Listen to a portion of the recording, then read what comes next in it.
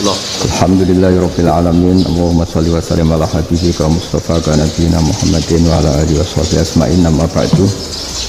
Yang kita hormati Bapak Rektor UMN Dr.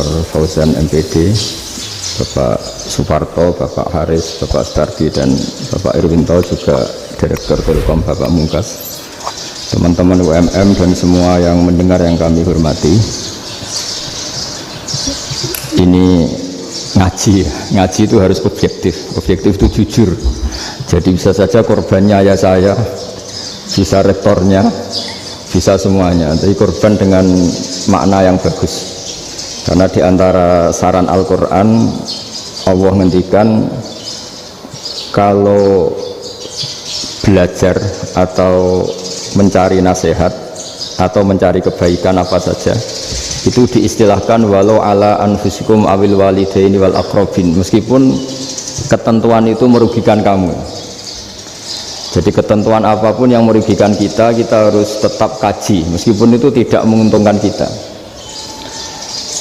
Karena banyak problem, mulai dulu sebenarnya problem itu orang yang wakam da'in yadda'i annahu da'a ilallah, tapi hakikatnya yad'u ila nafsih. Jadi banyak dai yang mengklaim dirinya mengajak ke Allah dan Rasul, tapi sebetulnya hakikatnya mengajak ke kelompoknya sendiri. Saya ini termasuk kiai yang masih orisinil. Artinya orisinil gini, suatu saat atau kapan saja saya kok sudah tidak laku jadi kiai, asal Islam jalan tetap senang, karena nggak penting yang populer saya apa enggak, itu tidak penting, yang penting agama ini tetap jalan. Sama, negara ini harus jalan siapapun presidennya. Ya, ini penting saya utarakan karena perbedaan antara nafsu dan komitmen beragama itu tipis sekali. Sehingga dulu pernah ada cerita, ini bukti keadilan Rasulullah SAW. Pernah suatu saat Nabi itu ngaji, yang ngaji seperti ini. Terus ada pemuda dengan cueknya melewati masjid yang sedang dipakai Nabi ngaji. Singkat cerita semuanya ngomel ya, bergumam, celaka betul pemuda itu, ada Nabi ngaji kok tidak ikut ya. Tapi Nabi secara besar hati ngendikan, ini ada di beberapa kitab di Fadhailul Kasbi, keutamaan kerja.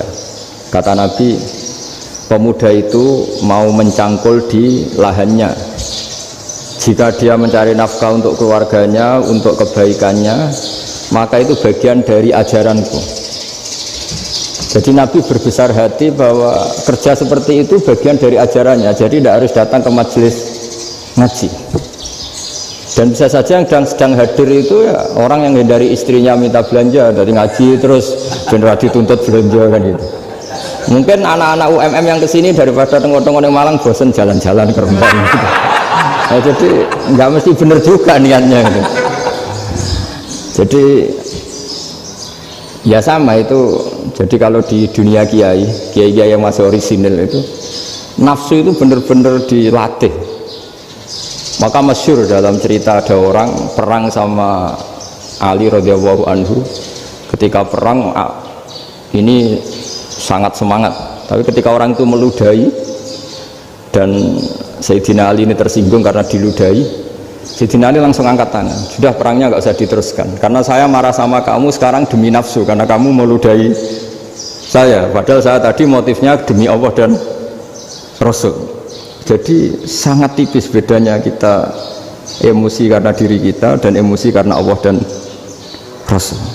Sehingga ketika diludahin ini, terus beliau mikir, jangan-jangan perang saya karena saya diludahin.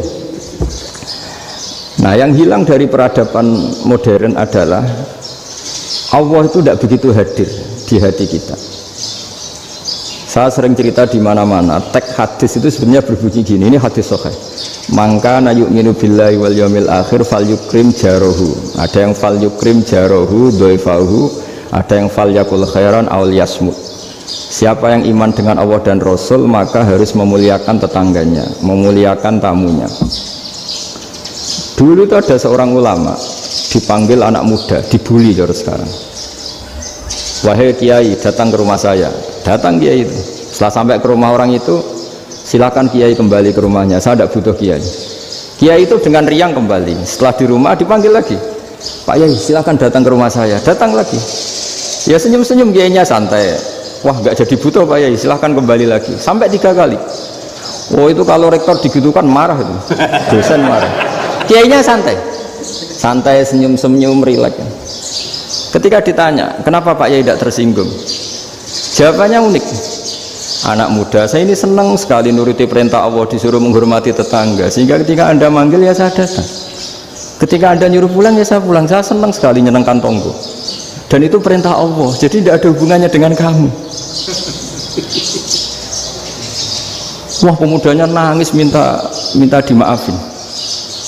Kalau kita kan enggak, kita ini dosen, kiai, mungkin kita doktor, mungkin kita profesor, tapi kita ini sering didikte oleh orang bodoh. Kalau orang bodoh jengkel lo, kita ya jengkel.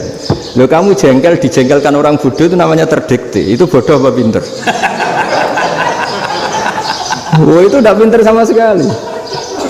Kalau betul-betul kamu pinter, hanya bisa didikte oleh Allah Subhanahu wa ta'ala. Jadi antara hukum Allah apa? Wa ahsin man asa'a ilaika, berbuatlah baik sama orang yang berbuat buruk sama Anda. Itu dikteannya Allah. Kalau dikteannya orang-orang bodoh, kayak dimangkel ben mangkel, terus kamu mangkel, itu bodoh apa pinter? Nah, problem kita kekinian adalah wong pinter, wong bodoh, itu bodoh-bodoh bisa didikte oleh sekelilingnya. Terus karuan wataknya perempuan seperti itu, wataknya anak-anak seperti itu, kita didikte. Anak-anak jengkelin kita mangkel, berarti kita didikte oleh orang bodoh. Makanya agama itu unik, kadang ngendikan wa ahsin man asa'a ilaika, kadang wasil mangkoto aka, sambunglah orang yang memutus kamu. Karena dengan demikian kita hanya didikte oleh Allah Subhanahu wa ta'ala, bukan didikte oleh hukum sosial. Cara Jawane nak ngapiki tangga sing apik akeh tunggale. Berbuat baik sama yang berbuat baik pada kita itu, mbok orang fasik ya seperti itu, maling ya seperti itu, sama. Tapi kalau berbuat baik sama orang yang berbuat jelek sama kamu itu baru luar biasa. Dan memang tagnya hadis wa ahsin man asa'a ilaika, berbuat baiklah sama orang berbuat buruk sama kamu. Jadi nggak boleh orang didikte. Makanya ngaji di sini diantaranya saya akan cerita dalam sebuah hadis sahih, dalam hadis hasan yang diriwayatkan Imam Tirmidzi, ada kalimat dari Rasulullah SAW, dawe Nabi, la takunu imma'atan taquluna in ahsanan nasu ahsanna wa in zalamu zalamna walakin watti'u anfusakum in ahsanan nasu an tuhsinu wa in asa'u alla tazlimu. Kamu jangan jadi orang yang mudah diombang-ambingkan oleh orang sekeliling kamu, yaitu kamu mengatakan jika orang baik ke saya akan baik, jika orang buruk ke saya juga akan membalas buruk. Itu namanya Anda didikte.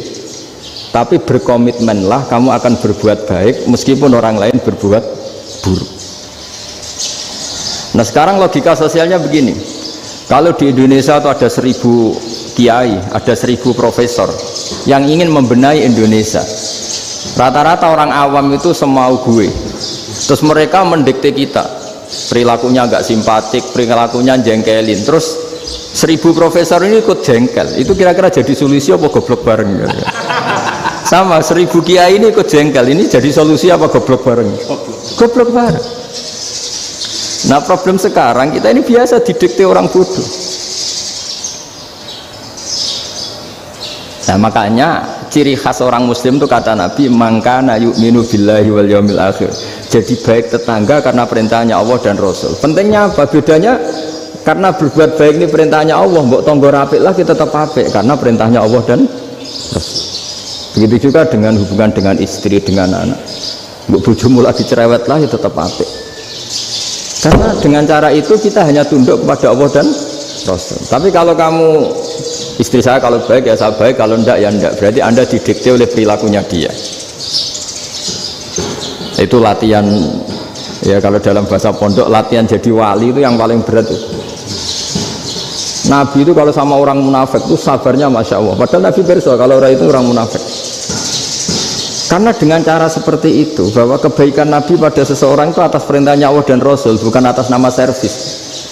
Kalau Nabi hanya baik kepada Abu Bakar, itu mungkin orang bilang wis adune wong Abu Bakar baik sama Nabi.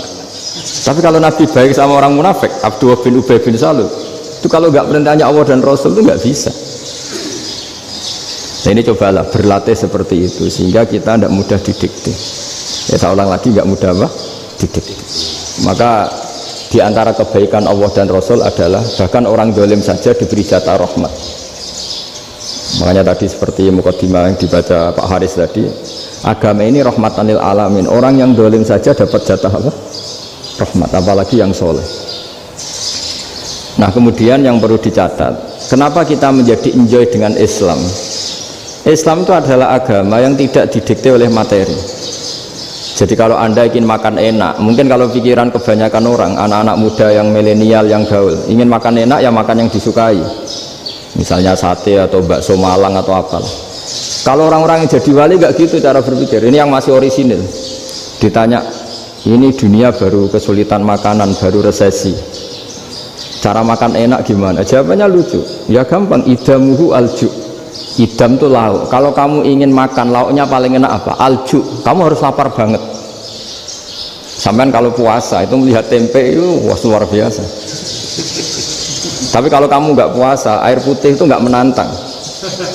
Tapi kalau puasa, tempe air putih itu menarik dan Anda tetap lahap. Apa? Karena lauk terbaik adalah alju, yaitu lapar. Nah tapi kita ini enggak. Kita ini kayak orang bodoh. Kayak orang bodoh tadi, profesornya makan nyaman ya kalau sesuai selera. Nah itu kan sama dengan anak-anak ABG. Anak ABG itu makan lahap ya kalau yang disukai. Lalu bedanya apa ABG sama profesor? Kalau cara berpikir masih sama kan itu. Kiainya juga gitu. Kiai makan enak kalau yang disukai, kalau enggak ada. Itu bedanya apa kiai sama orang awam? Orang awam juga gitu, makan lahap ya kalau yang disukai. Nah ternyata perilaku kita ini yang pintar sama yang bodoh sama maksudnya. Kalau kamu ingin berkasta lebih baik, itu cara makan enak itu apa? Idamuhu aljur. Lauk terbaik adalah karena kita sangat lapar. Makanya masyhur dalam cerita-cerita tarikh sirah nabawiyah, Nabi diberi hadiah, beberapa hadiah. Di antaranya ada yang diterima, ada yang enggak. Termasuk yang dikembalikan itu dokter. Ada seorang raja memberi hadiah Nabi dokter Tobit. Itu sama Nabi dikembalikan karena dokter ini sudah lama kumpul Nabi itu gak pernah sakit. Akhirnya dokter ini putus asa, ini gak perlu diobatin. Ketika ditanya, kenapa ya Rasulullah engkau gak pernah sakit? Karena kita ini kaum, kita ini komunitas masyarakat yang tidak akan makan kecuali lapar, dan kalau sudah makan berhenti sebelum kenyang. Jadi sederhana sekali pengobatan zaman Nabi. Sebagian besar penyakit itu pasti disebabkan kita ceroboh dalam hal makan. Sudah ngerti kalau durian masalah, kalau makan durian ini nggak kehitung gitu. Apalagi kalau gratisan itu tambah banyak. Gitu. Pola tidur juga gitu kata Nabi, dan kita tidak tidur kalau tidak sangat ngantuk. Nah itu namanya orang-orang soleh yang sudah ada didikte materi. Kalau yang didikte materi kan bisa tidur nyenyak kalau kasurnya enak, AC gini-gini. Sebenarnya enggak, tidur enak itu ya kalau sangat ngantuk. Mbok di gudang, mbok di bis, kalau sangat ngantuk ya semuanya ya enak. Sama, mbok lapar, mbok hanya tempe, tapi kalau sangat lapar itu ya enak. Nah ini ilmu yang mulai hilang, ilmu-ilmu yang mulai hilang. Nah, cara ibadah juga gitu. Kita ini kan, saya ini punya bapak kiai, mbah kiai, punya guru yang sangat alim ya seorang kiai Kiai Memun. Itu dulu kita pengkaji ilmu itu tidak pernah tahu bedanya NU dan Muhammadiyah. Karena dulu Mbah Darwis itu, Kiai Dahlan itu dulu ngajinya bersama Mbah Hasyim ketika di Indonesia yang ngaji Mbah Soleh Darat. Mbah Soleh Darat itu dulu ngajinya sama buyut saya ke-6, namanya Mbah Soleh Asnawi di Kudus. Mbah Soleh Darat itu dulu alim-alimnya orang Jawa ya Mbah Soleh Darat, Soleh bin Umar. Tempatnya di Semarang, tapi beliau itu sebenarnya orang Jepara yang dekat Kudus. Setelah di Mekah, Mbah Hasyim ini mondoknya ya, mulazimnya ke Syekh Mahfud Termas, tapi sesekali ke Syekh Khotib Minangkabau. Nah yang Mbah Ahmad Dahlan lebih sering ke Syekh Khotib Minangkabau, sesekali ke Mbah Mahfud. Singkat cerita, karena Syekh Khotib Minangkabau sudah modern ya, terlibat organisasi dunia. Pas itu beliau pengagum Muhammad Abduh, pengagum Rasid Ridho, sehingga bawaannya Mbah Dahlan itu lebih pergerakan karena beliau lebih mengidolakan Syekh Khotib. Nah Syekh Khotib sendiri sebenarnya orang Minangkabau. Jadi beliau namanya Muhammad saja sebenarnya. Jadi menantunya orang Arab. Oh itu dicibir mertuanya ini karena punya mantu orang Jawa, orang ndak Arab. Singkat cerita terus si mertuanya bilang gini, kamu jangan pernah bilang kalau orang Arab itu mansa kanal Arab, orang yang bertempat di Arab. Walakin mantakallama bi arabiyyin fasihin, tapi orang bisa ngomong Arab secara fasih. Singkat cerita, kalau kamu tidak percaya, nanti suatu saat menantu saya kalau Jumatan, tidak usah kamu kasih tahu, langsung suruh jadi khotib. Nggak usah kamu kasih tahu, sarannya nggak usah kamu kasih tahu. Kalau sekarang kan enggak. Kalau dosen mau jadi khotib kan mengumpulkan materi dulu. Lucunya diantara materinya itu dari TV, makanya jadi ribet kan khutbah sekarang. Kalau musim corona ya akan ngomong corona, musim apa yang ngomong apa. Jadi lagi-lagi didikte oleh media. Sebenarnya kalau ngomong kan sesuai kebutuhan umat, ini obatnya apa, tapi nggak sesuai trending topik. Itu kan kayak anak-anak gaul. Ini dokter kok gitu kan aneh. Singkat cerita si khotib ini nggak dikasih tahu, saya Muhammad tadi nggak dikasih tahu, langsung disuruh khutbah. Fatakallama bikalamin fasihin, dia ngomong fasih sekali, bahkan ngalah-ngalahi fasihnya orang Arab asli. Semenjak itu beliau dapat gelar Al-Khotib, orang yang cakap berpidato berkhutbah. Makanya terus dia Khotib Al-Minangkabau. Jadi orang Indonesia itu luar biasa. Dulu yang namanya orang Indonesia di Arab Saudi itu dihormati sekali, karena yang kesana itu pasti ulama. Sudah alim di Indonesia kesana, termasuk Mbah Ahmad Dahlan, Mbah Hashim dulu karena sama-sama muridnya Mbah Soleh Darat. Lama-lama yang kesana itu TKI TKW itu ya mulai agak dibully. Dulu Syekh Nawawi di antara ijtihad yang dihormati itu beliau mengkritik nyuwun sewu orang yang kan orang biasanya normalnya kan muji orang mati syahid, hebat orang mati syahid itu hebat gini. Oke, kita sepakat orang mati syahid itu hebat.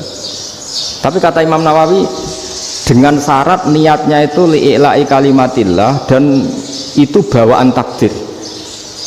Seorang lagi itu bawaan takdir, harus mati di medan perang. Tapi tidak boleh seseorang ini niat perang tapi niatnya supaya syahid. Karena kalau begitu berarti dia berniat supaya menjadi maktulal kafir, orang yang dibunuh orang kafir. Kedua, dengan dia mati berarti pasukan Islam berkurang. Berarti dia ingin pasukan berkurang, hanya ambisinya dia ingin langsung ke surga. Misalnya pasukan orang Islam itu 10, orang kafir 10. Kalau kamu ingin syahid berarti mati 1 kan, tinggal 9 kan. Nah kalau yang seperti itu 10 kan mati semua. Gara-gara ingin syahid akhirnya perangi rapati tenanan, benang mati, benang mlebu swarga. Kata Syekh Nawawi, ya enggak. Kalau kamu perang sama orang kafir ya niat menang. Dengan niat menang ini kamu ingin li'ila'i kalimatillah. Tapi kalau kamu ingin syahid berarti kamu menuruti keinginan nafsu kamu yang cepat masuk surga. Itu orang Arab kagumnya bukan main. Karena di mana-mana orang itu dinilai dari niatnya. Paham ini ya? Tapi perang loh ya, dalam kondisi perang, bukan teroris. Perang itu artinya orang kafir yang ingin bunuh kita, itu perang namanya apa? Perang. Dulu orang cerita syahid itu hanya pokoknya syahid itu hebat, pokoknya syahid itu hebat. Syahid di medan perang itu hebat, pokoknya syahid di medan perang hebat. Tapi ketika Syekh Nawawi memberi penjelasan ilmiah, jika kamu perang ingin cepat mati, ingin cepat syahid, artinya ini untuk pemenuhan diri kamu, karena kamu bayangkan langsung masuk surga. Kamu lupa bahwa dengan kamu dibunuh kekuatan Islam berkurang. Akhirnya beliau memberi penjelasan, syahid itu bagus, itu sebagai takdir. Hanya takdir itu kita perang yang ingin menang, tapi takdirnya mati. Jangan dibalik, oleh perang rapati tenanan, benang mati namun lebu.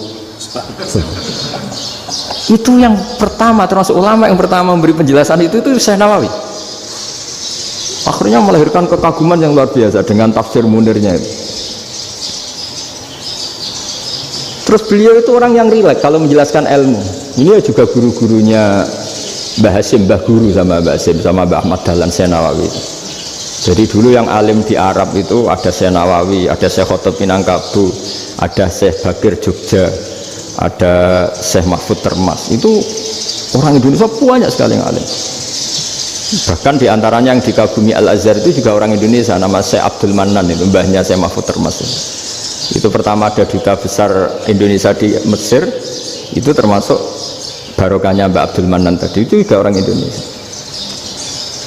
Jadi pemahaman ulama Indonesia itu khas, termasuk ketika memaknai apa? Syahid. Ketika memaknai apa? Syahid. Itu unik. Ketika Senawawi diuji dulu, itu yang namanya ulama diuji dulu oleh 100 ulama. Jadi dulu ya ada kompetisi. Imam Bukhari diakui jadi ahli hadis itu diuji oleh mi'atu muhaddisin, 100 orang ahli hadis, sanad dibolak-balik, matanya dibolak-balik, tapi beliau tetap bisa mengembalikan proporsi sanad itu. Senawi pernah diuji gini, ayul afdol al ulama awe salatin, keren mana ulama sama raja atau sama orang-orang kaya sama penguasa? Ya keren ulama. Terus dibully sama orang.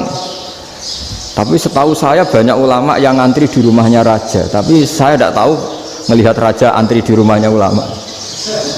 Kan kebanyakan kan mungkin ustadz atau kiai yang antri ngajukan proposal kan enggak. Nah, kalau raja kan enggak pati itu, malah enggak usah antri, kiainya sudah nyambut sebelum datang. Jawabannya lucu Senawawi itu, dan yang tanya itu langsung diem. Ya karena ulama itu tahu fungsinya uang, sehingga cara nyari sampai seperti itu. Sementara raja-raja itu tidak tahu fungsinya ilmu, makanya tidak pernah sowan ulama. Sehingga jadi ya dianggap enteng saja. Ulama kan tahu fungsinya uang, tahu untuk pondok, tahu masjid. Sementara raja tidak tahu fungsinya ilmu. Jadi itu khas Jawa ya. Khas Jawa, khas Indonesia. Apa-apa yang menurut orang banyak dengan tanda kutip itu buruk atau baik, itu orang Jawa menafsirkan tuh gampang saja. Sehingga semenjak itu Jawa itu dipandang betul. Saya punya kitab namanya Qadhayal Haji wal Umrah. Itu terbitan Hayatul Ulya Arab Saudi, milik Wahabi. Itu diantara fatwa yang dipakai untuk solusi muskilatul haji, problem-problem haji kekinian. Itu fatwanya syekh-syekh yang dari Indonesia, termasuk Syekh Khotib Minangkabau, Syekh Nawawi Banten, Syekh Bakir Nur Jogja. Misalnya begini, dalam fatwa-fatwa yang menyulitkan kita ya, sampai sekarang jadi perdebatan. Ketika Sofa dan Marwah itu dengan batas tertentu, saya ulang lagi dengan batas tertentu, mau tidak mau atas nama kebutuhan, itu kan butuh perluasan. Karena kalau naik turun itu mudah disepakati ulama. Jadi misalnya gini ya, saya punya tanah seluas ini, pasti orang akan mengatakan sampai bawah ya tanah saya, sampai atas tanah saya. Itu mujma' alaih, itu disepakati.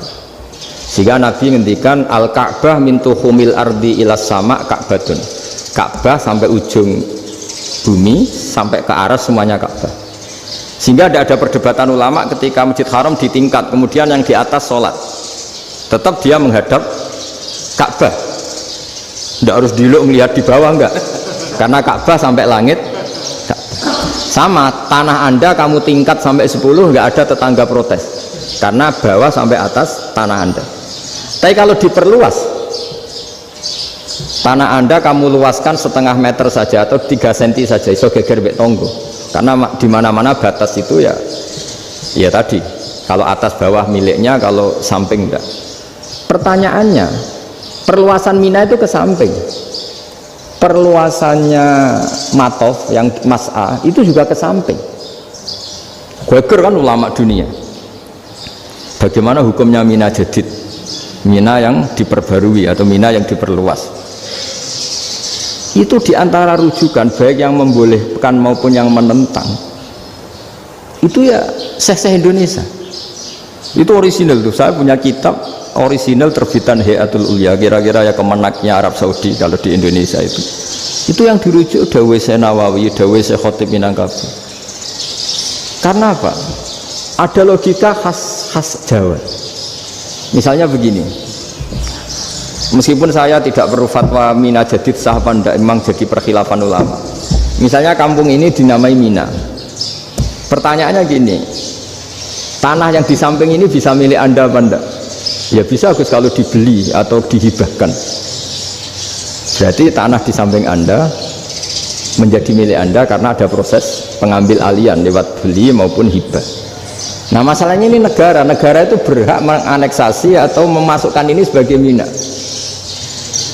Itu ulama Jawa kalau ditanya alasannya apa?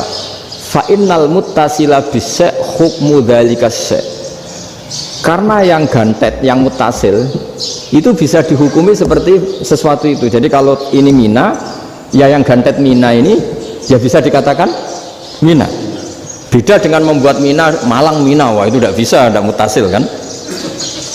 Itu enteng sekali ulama Jawa. Satu ya tentu karena kebutuhan, tapi asal masih al-muttasilu bihi, yang masih tanah yang masih mutasil dengan. Nah, ketika perluasan mas'ah antara sofa dan marwah kan misalnya ini batas luasnya sofa, ini batas luasnya marwah.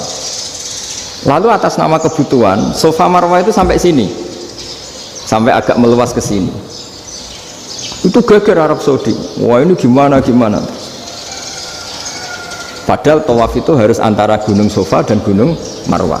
Sa'i itu ya. Tapi kalau istilah Quran memang tawaf sama-sama. Makanya apa? Inna sofal marwata min sya'airillah faman hajjal baita wa i'tamara fala junaha alaihi ayyat tawafati. Nah, jadi kalau istilah sa'i di Quran itu masih tawaf. Karena harus ada, kalau bisa lah, bukan harus. Kalau bisa memang harus ada unsur muternya. Kita kalau sa'i kan dari sini sofa sampai sini marwah, terus kan agak muter ke sini. Nah, kan agak membentuk lingkar. Nah, makanya Quran tetap mengistilahkan apa? Tawaf. Jadi bukan sini ke sini terus sini ke sini kan enggak, tapi sini sampai sini terus muter kan, terus sini. Jadi antara setar dan selama ini prakteknya kan gitu ya.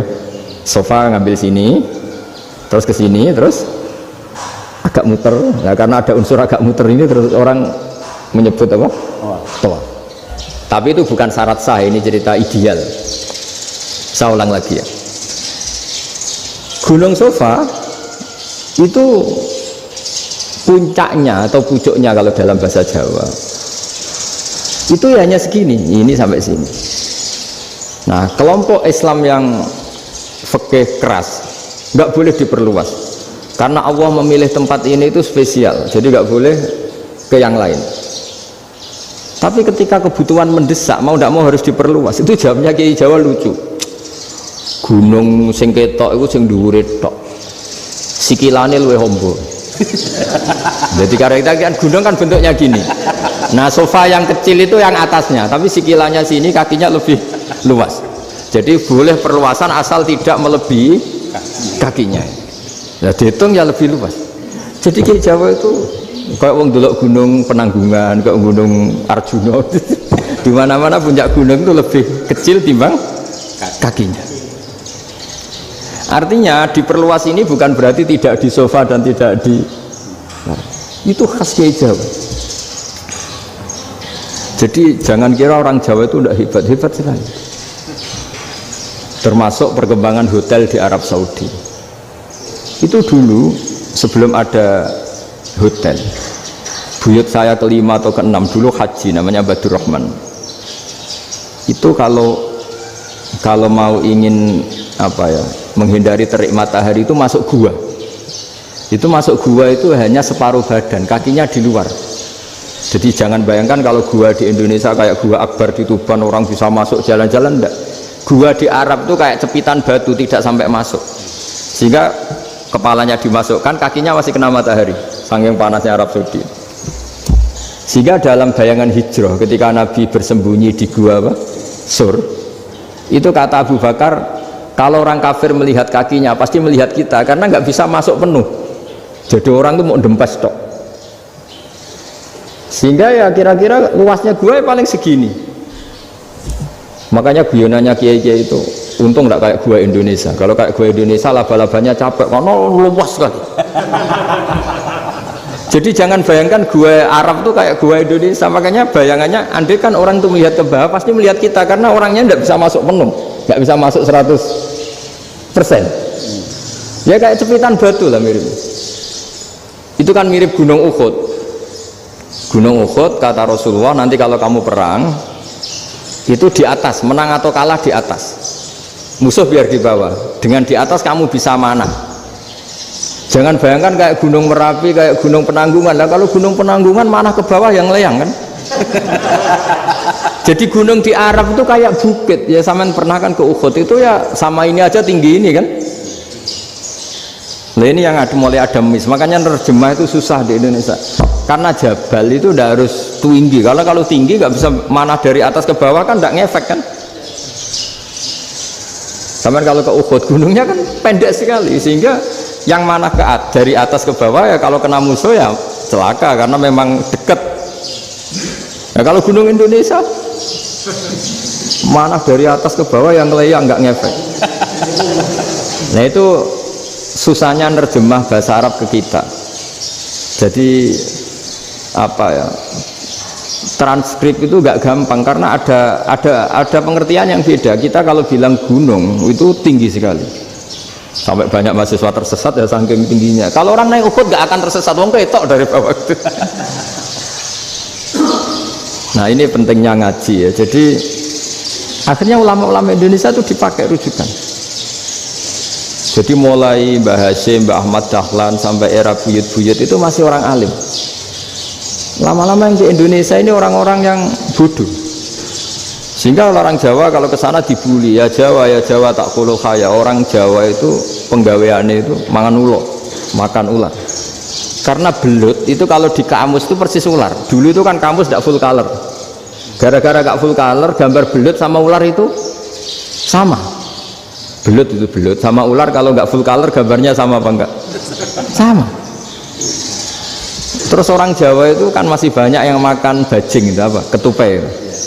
Bajing kalau digambar tidak full color sama dengan tikus. Gambar yang tidak warna. Hitam putih. Sehingga kita ini dibully pemakan tikus dan pemakan ular. Karena belut itu persis ular kalau digambar yang tidak full color. Sampai datang Syekhona Khalil, datang ulama ngarang kitab ya judulnya Al-Belut karena nggak terima bangsanya dinyek makan apa? Ular. Terus dikarang wal belut hayawanun bakhriyun, terus ya isu fi kadza wa kadza, itu beda dengan al-hayyah, itu diterangkan mulai bisa nerima. Terus sistem hotel juga gitu. Sampai tanyakan dalam sejarah dulu orang Sedayu ada namanya Syekh Mukhtar. Syekh Mukhtar bukan bikin rumah besar yang siapapun orang Indonesia haji itu nempat di sana. Nah itu yang menginspirasi akhirnya ada hotel. Dulu Syekh Mukhtar hanya menyediakan untuk hujat-hujat Indonesia. Lama-lama jadi hotel. Nggak mau saya mau cerita. Kata Mbah Mun sering cerita. Kenapa wama arsalnaka ila rahmatal lil alamin, kata Mbah Mun, Allah itu pasti bikin ulama yang tidak produk Arab itu pasti ada. Kalau orang Arab jadi ulama wajar, bahasanya Arab, domisilinya di Arab. Tapi Allah akan selalu bikin ulama yang tidak bangsa Arab. Imam Ghazali itu Tus itu Persia. Imam Bukhari itu kira-kira kalau sekarang ikut Uzbek. Ya, Imam Bukhari itu kalau negara sekarang ikut mana? Uzbek. Kenapa demikian kata Mbah Mun? Karena Allah sudah ngendikan wama arsalnaka ila kafatal linnas. Manusia semua ini kena khitabnya Islam. Kalau tidak ada ulama yang dari berbagai negara, kesannya Islam itu hanya milik orang Arab Saudi. Makanya Allah selalu bikin ulama-ulama yang bahkan tidak Arab. Termasuk Imamul Muhaddisin, yaitu Imam Bukhari, itu orang Uzbek, orang Rusia lah kalau sekarang, ikut Uni Soviet dulu. Imam Ghazali itu orang Persia. Syekh Nawawi itu orang Banten. Karena Allah ingin memaklumatkan bahwa Islam ini untuk semua, sehingga orang yang tidak Arab pun bisa belajar Islam. Yang alimnya itu nggak kalah sama orang apa? Arab. Makanya ini PR ya. Kalau Gus Dah Ploso nanti ngendikan suatu saat orang belajar Islam itu bahkan orang Arab pun bisa belajar ke Indonesia. Kalau orang Indonesia bisa alim betul kayak dulu. Sekarang banyak liga antar ulama. Itu orang Indonesia pasti masuk.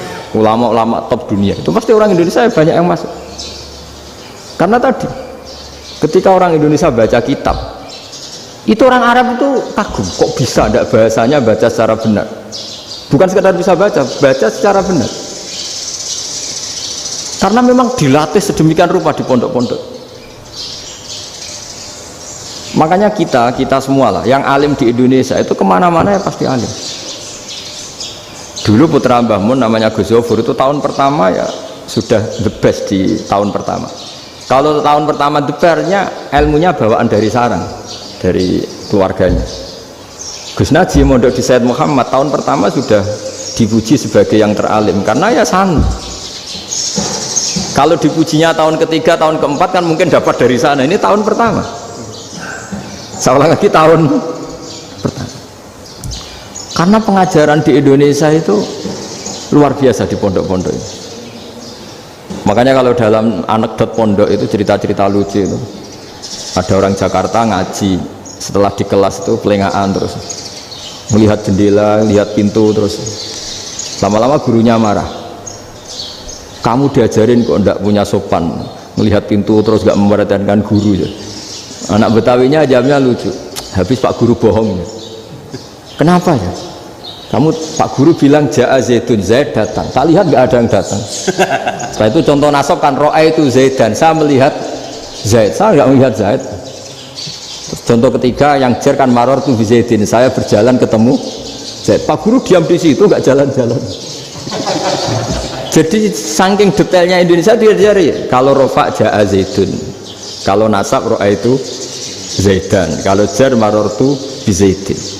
Nah si murid Betawi ini karena pertama sekolah ngiranya gurunya itu cerita Zaid datang, makanya dia lihat pintu terus, mana katanya datang kok enggak datang-datang ya. Nah dengan latihan seperti itu kemungkinan orang Indonesia salah itu kecil karena memang dilatih betul. Saya ulang lagi karena memang dilatih betul. Sehingga ketika orang Indonesia ini yang cerita seorang wartawan. Ini kisah nyata. Kalau ini tidak anekdot, kisah nyata. Ada wartawan internasional meliput Ramlah. Ramlah itu di Gaza, di Palestina. Wartawan Indonesia ini hanya bisa bahasa Inggris. Dijak ngomong bahasa Arab. Terus dia bilang saya tidak bisa. Saya tidak bisa, saya bisanya ngomong Inggris. Tapi apa yang terjadi setelah sholat, si Indonesia ini jadi imam pakai sholat jariyah lagi. Baca bismillah benar, bismillahi jar karena mudhof ilaih. Terus ketika iktidal ya benar, Rabbana lakal hamdu mil'us samawati wa mil'ul ardi benar. Ketika tahiyat ya benar, at-tahiyatul mubarakatuh sholawat. Sama orang Arab ini diambungi. Orang Arab kalau seneng orang itu dicium. Kamu tawaduk, sebenarnya kamu itu ahli bahasa Arab. Karena orang Indonesia sekali sholat itu nggak ada yang salah, meskipun benarnya karena hafalan, tapi bagi yang ahli nahwu itu hebat. Misalnya kita kalau ngapalkan kan bismillahi, bismijar karena ba, Allahi jar karena mudhof ilaih, ar-rahmani jar karena sifat, ar-rahimi karena sifat, alhamdu rofa karena mubtada, lillahi jar karena ada huruf jarli, robbi jar karena sifat. Sebetulnya tidak karena pinter, tapi karena hafalan. Tapi orang Indonesia hebatnya itu benar terus. Rabbana lakal hamdu, ya kan, alhamdu rofa, terus mil'us samawati ya rofa karena sifat. Sehingga terus orang Indonesia kalau sholat di Timur Tengah itu dipuji karena makhrajnya ya benar, rofa nasabnya juga benar. Nah itu di negara lain tidak ada nggak Indonesia. Orang Cina itu sering bikin marah orang-orang Arab karena kalau dongo itu nggak fasih kayak orang Indonesia. Orang Indonesia kalau dongo ya Allahumma Allahumma tohir tohir qalbi qalbi. Orang Cina ini yang jadi guyon di Arab, Allahumma Allahumma tahir tahir kalbi kalbi gitu. Itu kan bedanya aja loh. Itu orang Arab pertama membiarin, lama-lama kalbun kalbun entak gitu, maksudnya asu asumu gitu. Karena dia bilangnya qaf itu kaf. Jadi kalau Allahumma do Allah tohir, kalau aturi nyucekno panjenengan kalbi ing asu ingsun kan. Tapi kalau qalbi itu ati ingsun, tapi kalau kalbi anjing ingsun. Bedanya qaf sama kaf. Karena arah-arahnya kalbun entak, asu asumu, maksudnya kan. Tapi padahal orang Cina itu paling dilihat teksnya ya pakai qaf. Orang Indonesia enggak, mulai kecil dilatih sak fase-fase sampai ya sulit betul latihan Fatihah itu. Kalau di Kudus malah sampai 3 bulan Fatihah. sampai at-tahiyyatu, kurang lagi, kurang bersih, at-tahiyyat sampai gitu. Sampai ada cerita itu orang dipanggil maftuhin itu gak melengak, harus maftuhin baru melengak. Tapi barokahnya itu orang Indonesia kalau dungo memang benar-benar Allahumma tohir qalbi, ya Allah sucikan hati kami, bukan tahir kalbi. Karena sekali jadi kaf itu maknanya anjing saya, ya Allah sucikan anjing. Jadi ini orang Indonesia. Jadi kata Mbah Mun, dawe Mbah Mun, illaka fatal linnas, bahwa agama ini milik semuanya. Itu diantara bukti Allah menghendaki atau mendesain Islam seperti ini, orang yang belajar di Indonesia itu pengetahuannya Islam, pengetahuannya tentang Islam itu tidak kalah sama yang belajar di Al-Azhar, sama yang belajar di Arab Saudi. Makanya ini PR-nya UMM, PR-nya IAIN, PR-nya UIN. Bisa enggak sealim mereka dalam bahasa Arab? Nah, bahasa Arabnya man anta, ana zaidun. Jangan sampai, karena kita di sana ini kadang dibully. Orang Arab itu kalau bully kita, sampai tak kasih cerita. Oh, itu ngawurnya Masya Allah. Kata dia, ada anak orang Indonesia haji. Si anaknya orang Indonesia dijotos sama anaknya orang Arab. Dijotos, dipukul. Singkat cerita terus si orang Indonesia nggak terima, anaknya yang orang Arab dipukul. Yang balas bapaknya. Orang Arab tanya, lima ada dorobta ibni, kenapa kamu mukul anak saya? Itu orang Indonesia baca, wah aku biasa. Jadi hanya bilang gitu. Arya, anak saya dihada ya maka tak ada. Bahasa Arabnya gitu. Anak saya dipukul maka saya balas mukul. Itu orang Arab mantuk-mantuk, oh gitu. Paham? Suatu saat ada orang Indonesia itu sama orang Arab itu dilus-lus itu ya digini-giniin. Karena dia latihan bahasa Indonesia, latihan bahasa Arabnya itu masih mufrodat. Jadi kalau ngartikan yadun itu tangan, saro itu jalan. Jadi kalau jalan ya saro-saro.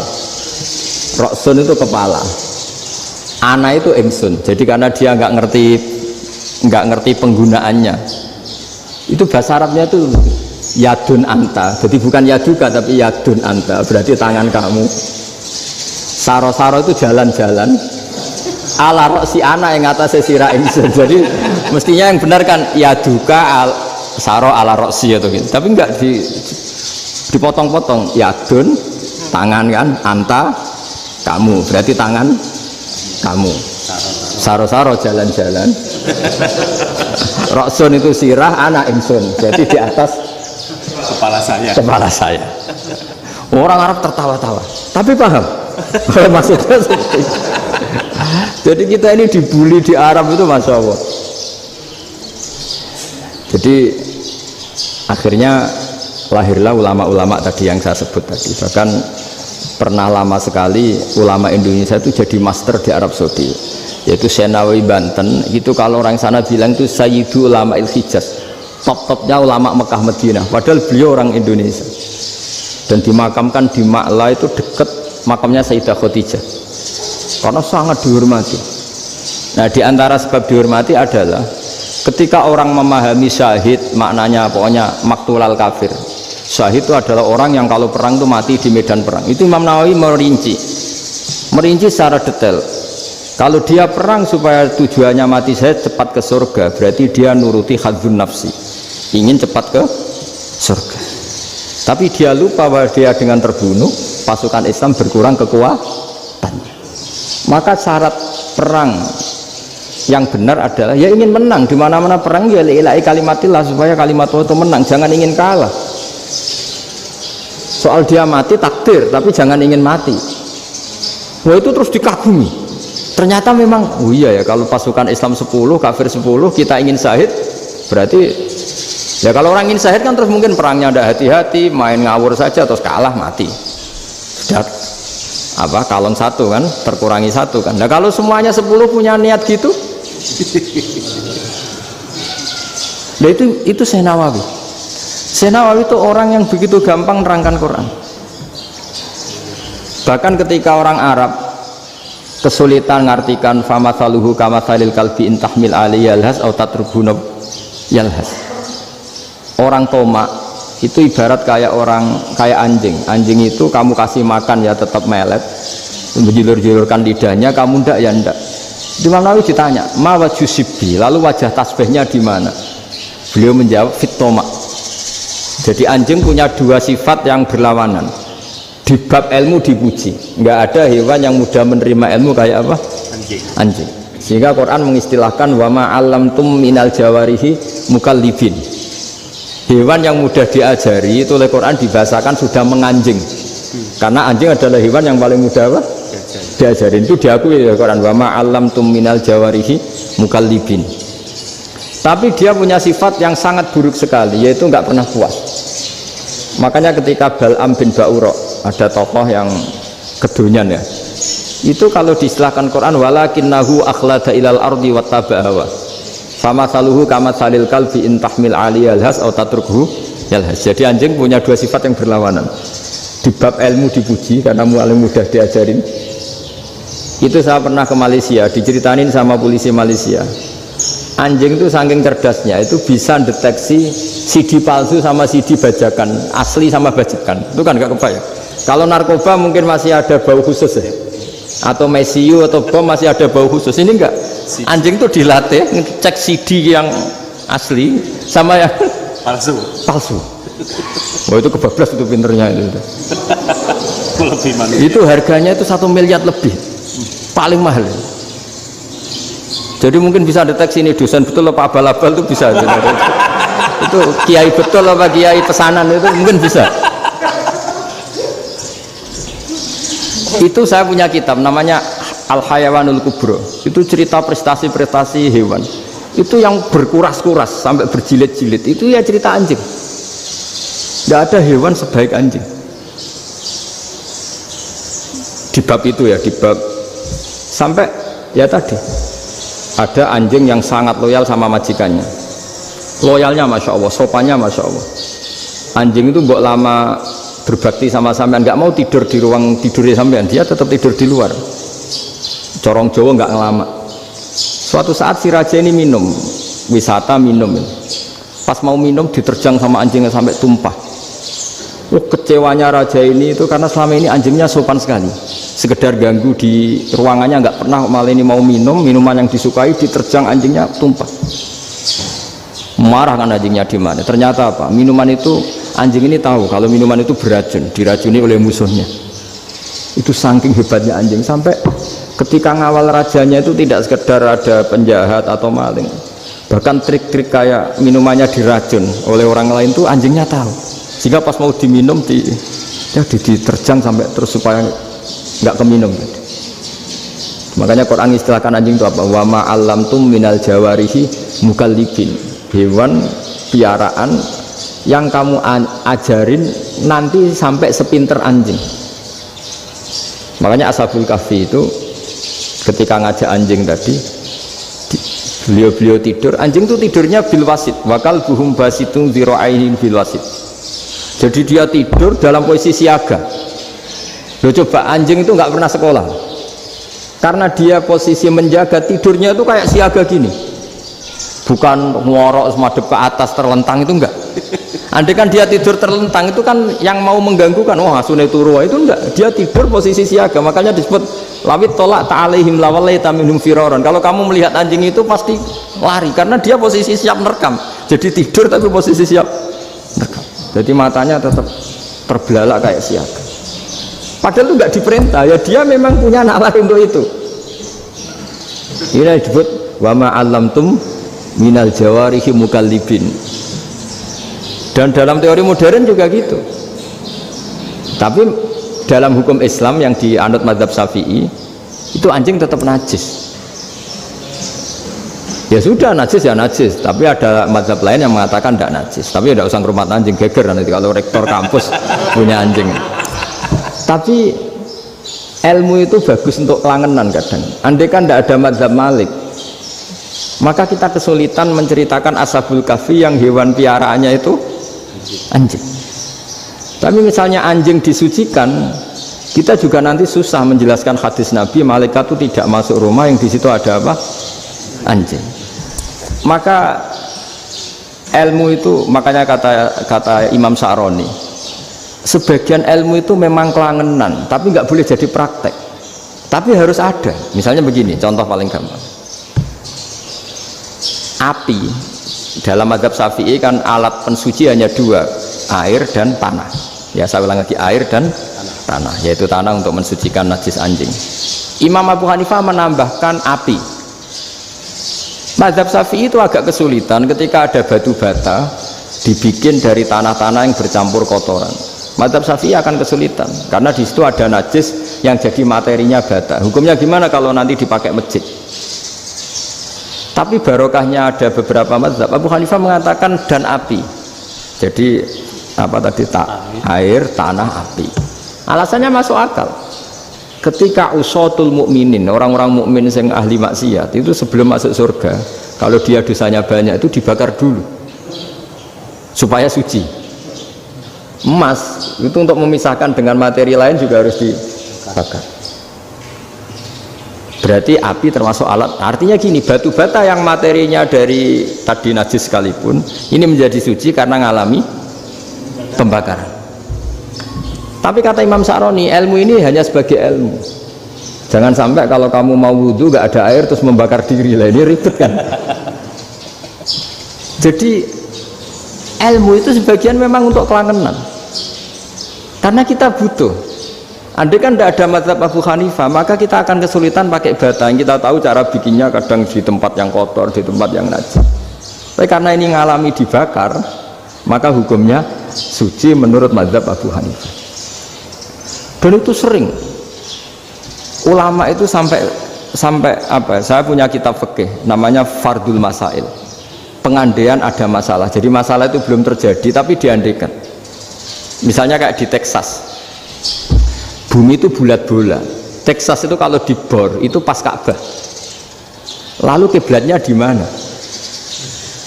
Bumi ini kan hanya rubuk-rubuk seperempat, yang ada arah itu seperempat. Tapi kalau Ka'bah itu sama Texas, atau Texas dengan Ka'bah itu lalu kiblatnya mana? Mau sudah bebas arah. Maka ilmu mengatakan mara'ahu muslimuna hasanan fawa indahu hasanun. Kamu jangan nuruti ilmu hakikat tapi nuruti mindset. Kalau mainstreamnya orang banyak seperti itu, mindsetnya orang sana misalnya Ka'bah sana ya ikut sana. Tapi ini tidak mewakili hakikat, karena kalau yang 380 derajat itu kan terus ribet. Makanya ini kesulitan di bab-bab fikih. Ya saya ulang lagi, kesulitan di bab-bab fikih. Makanya fikih itu selalu bicara, misalnya gini, ada orang sholat. Saya ulang lagi. Setelah salam pertama dia kentut, itu sholatnya batal apa enggak? Itu lama berdebat. Yang dikatakan rukun sholat itu salam pertama, sehingga orang kalau sudah salam pertama maka sudah keluar dari sholat. Maka kalau kentut gak apa-apa, wong yang keluar dari sholat itu salam pertama. Tapi lalu pertanyaannya, kenapa Nabi salam 2 kali, lalu yang kedua gunanya apa? Ribet kan, partai ini kalah pasti kalau ditanya gitu. Tapi kalau ditanya dibalik, sholat itu satu ibadah yang dimulai dengan takbir, yang diakhiri dengan salam. Berarti salam pertama itu pengakhir apa nunggu salam kedua? Pertama, di semua ulama bilang salam pertama. Kalau salam pertama sudah pengakhir, berarti pembatalan setelah itu nggak punya efek, nggak punya akibat. Itu kan ribet. Debat fikih itu memang ribet. Fikih itu memang senam otak, karena pertanyaannya mirip-mirip seperti itu. Nah, sampean milih mana? Milih salam pertama apa salam kedua? Pasti ulama milih salam pertama. Jadi anehnya fikih itu di situ.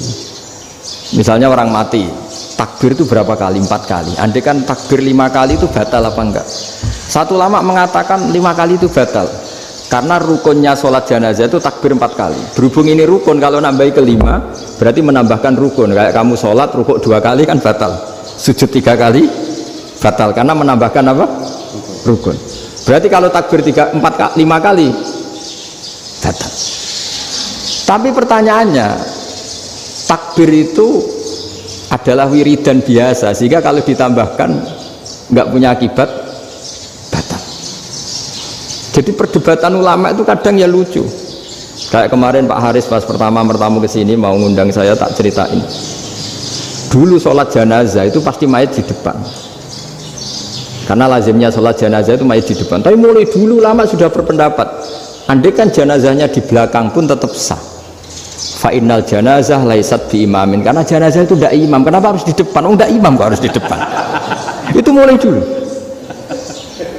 Sehingga ketika Arab Saudi pernah mengalami tragedi, ada orang yang dibungkus kayak mayit, ternyata senjata. Setelah di dekat Ka'bah dipakai. Dulu tragedi tahun berapa itu? Pokoknya pernah ada tragedi itu. Semenjak itu Arab Saudi kalau ada orang mati tetap di kamar mayit, terus ada sholat jenazah. Padahal mayitnya di belakang yang jamaah. Jadi meskipun kita tidak akan bikin ajaran baru jenazah di belakang, ya tidak keren, kasihan kan. Tetap biasanya di depan ya di depan. Tapi meskipun jenazah ini di depan, kita tetap berpendapat andai kan di belakang tetap sah, tapi nggak usah dipraktekkan. Nah, pentingnya ilmu ini begini.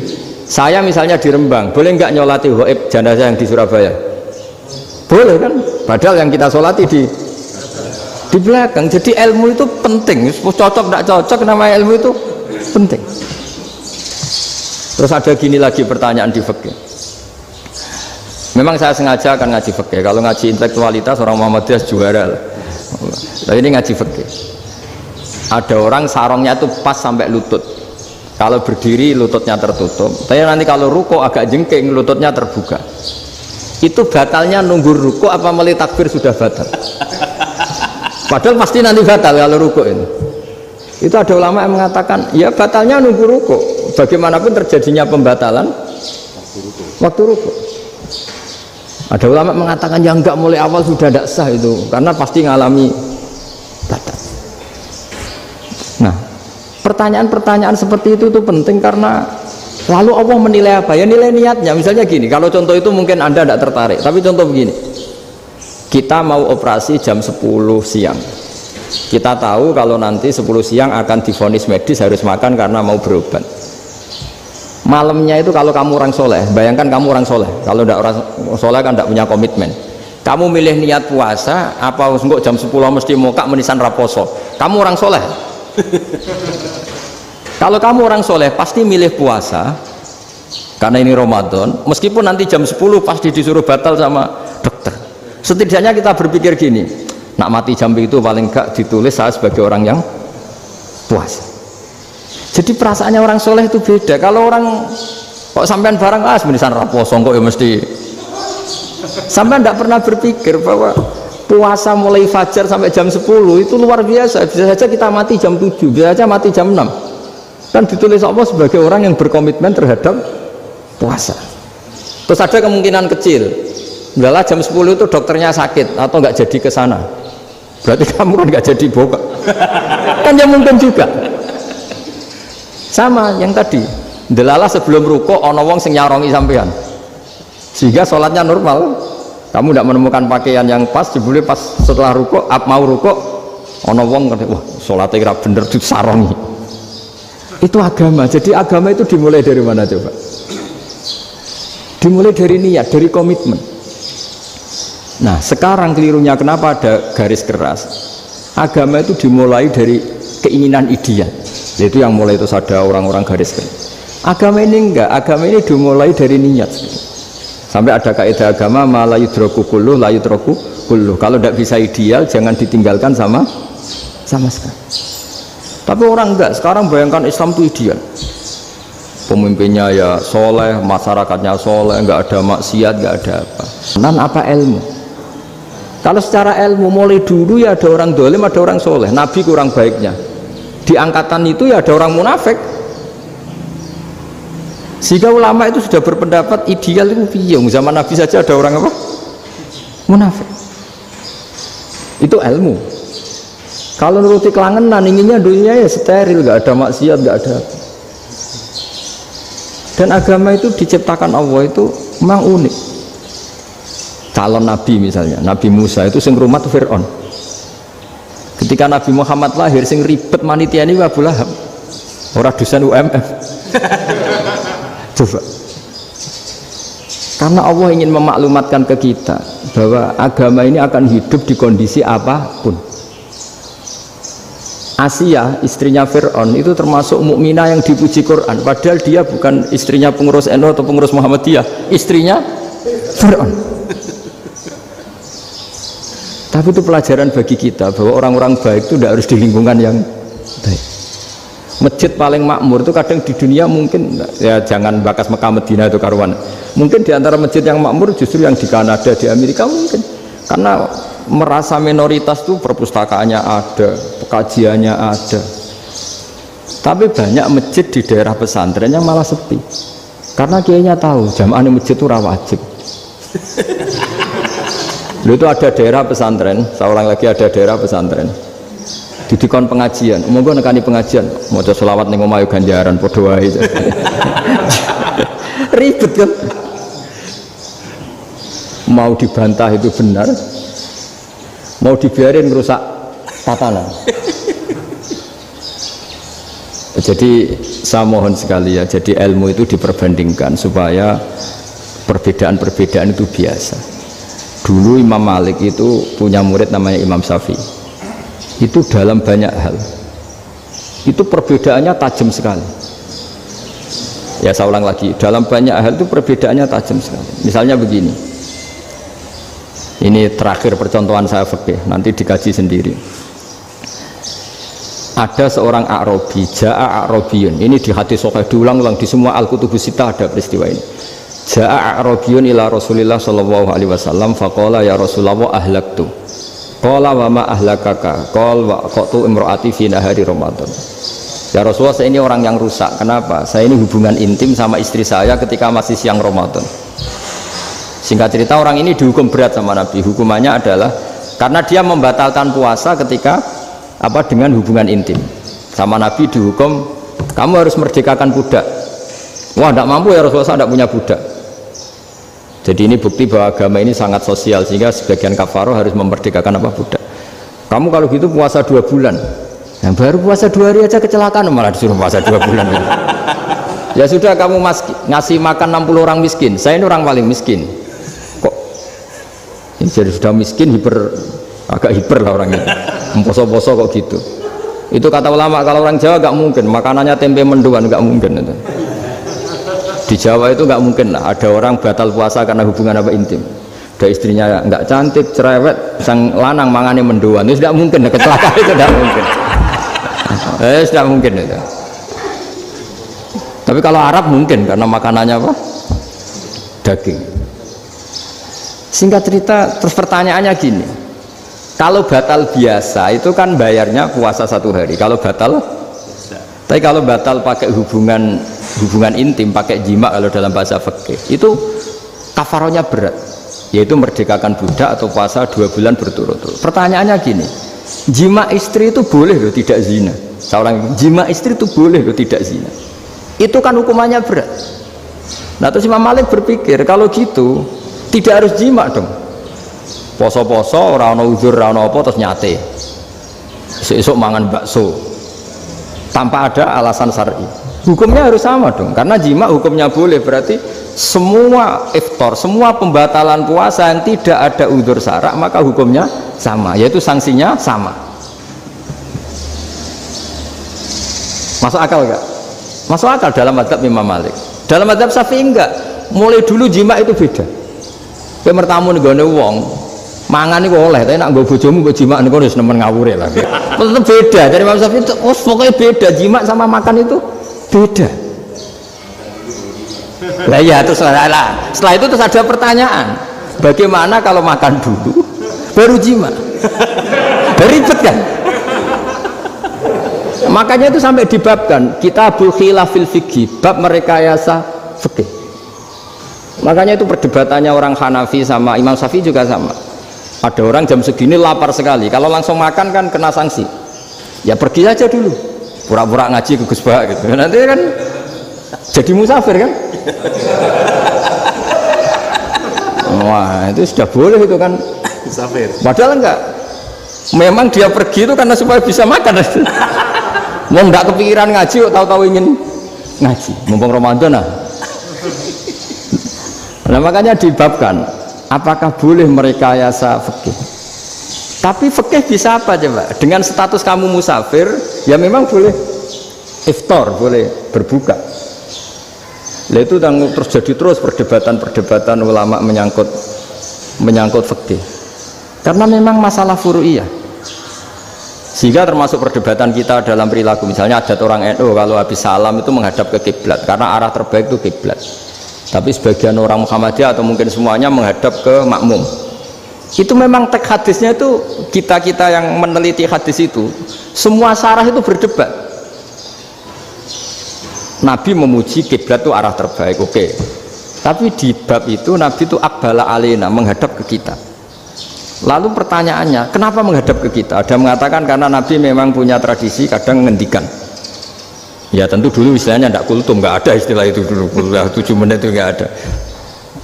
Tapi ada ulama yang analisis begini, termasuk kitab Fathul Bari. Nabi itu tokoh sentral, taruh lagi Nabi itu tokoh sentral. Ini kata kitab Fathul Bari, bukan kata saya. Nah, orang-orang yang imamu qaumi, orang-orang yang jadi imam di daerah masing-masing, tetap kalau sholat itu ikut Nabi. Ikut Nabi, setelah salam langsung pulang. Jadi sebetulnya salam langsung pulang itu ada sejarahnya, karena dia mau jadi imam di daerahnya.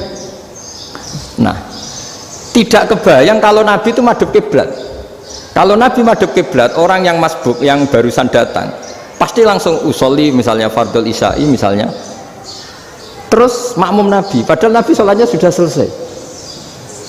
Jadi intinya gini, kata Fathul Bari, imam setelah salam itu harus bikin gerakan atau omongan atau apa saja yang menunjukkan kalau sholatnya selesai. Di antara gerakan itu adalah beliau harus menghadap ke hadirin atau menghadap ke utara atau apa saja yang penting menunjukkan kalau sholat ini sudah selesai. Itu fikih. Jadi fikih itu cara analisis itu memang unik.